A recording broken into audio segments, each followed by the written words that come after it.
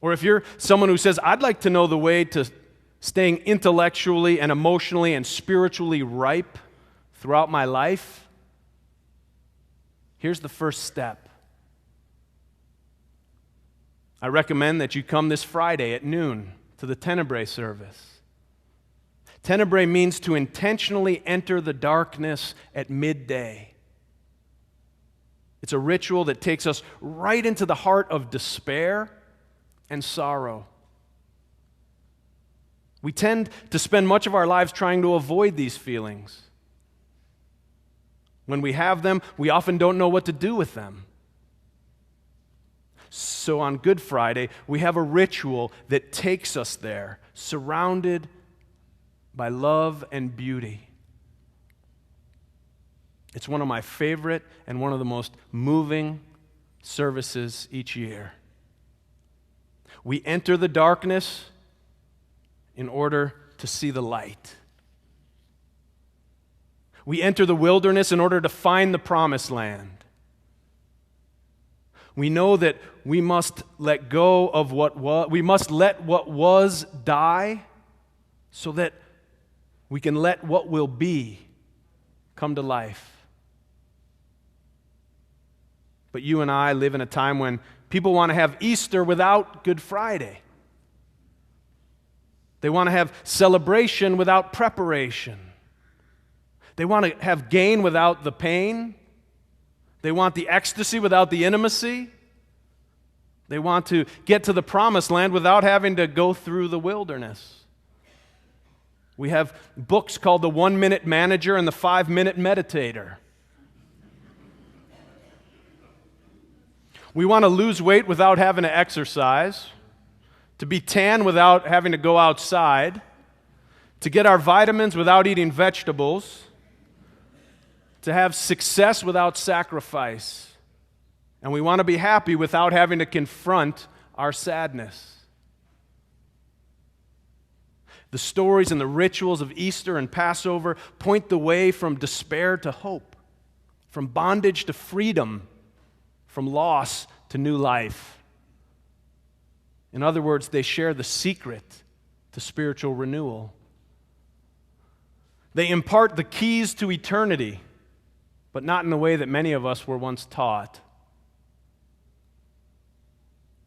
You may have been told that you were given the keys to an eternal life in church while growing up, and you may have eventually come to realize after jamming those darn keys into the ignition over and over that the blessed thing won't start. And after a while, you may have decided that there's either something wrong with you or you realize you've been given the wrong keys. If you were taught that the story of Passover is about something that happened to a group of Jews thousands of years ago, or if you were taught that the death and the resurrection of Jesus was a one-time event that happened 2 millennia ago, and that your salvation is determined by whether you believe that they literally happened, then you've been given the key ring, but not the keys. Both of these stories may or may not have actually happened in antiquity.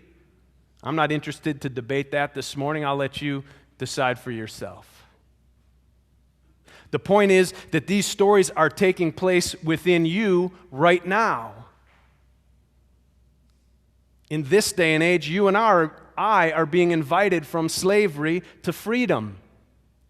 In this century, we're being invited from death to eternal life. It's not about believing whether these things happen to others. It's about believing whether it can happen to you. Here's what I mean. In both stories, the people had to enter the unknown in order to discover their promise and purpose.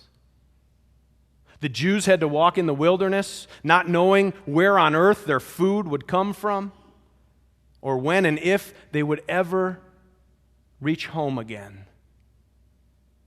The disciples of Jesus were not expecting their leader to die an ignoble death on a cross. He was the Messiah, for God's sakes.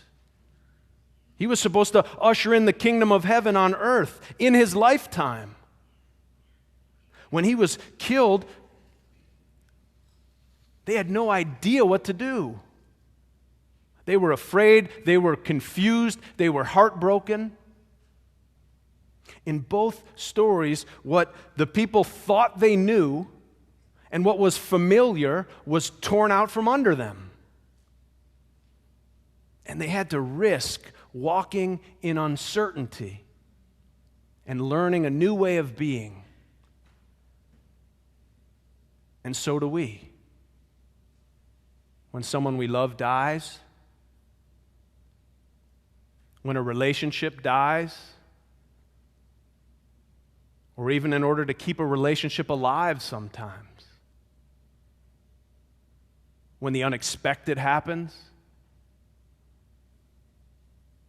throughout our lives we are thrust again and again into a pool of uncertainty. We are separated from what was familiar and safe and comfortable. And when it happens, we find ourselves, like the Israelites or the disciples, plunged into confusion and sorrow, and we don't like it. And we either try to run back into captivity to the devil we know, as some of the Israelites were wont to do, or we muster the courage to traverse the uncharted wilderness and find our way to a new and promised land. Or like the disciples, we choose to run back to Galilee to try to take up the life we knew before. Or else we stay open to the possibility of resurrection, our own. Too often we choose to go back to the bottle, or back to the job that's killing us, or the relationship that's hurting us, or we choose to continue to run away when it gets hard rather than stay the course. Too often we choose what we know even when we know it's not good for us, rather than taking the risk to walk into the unknown,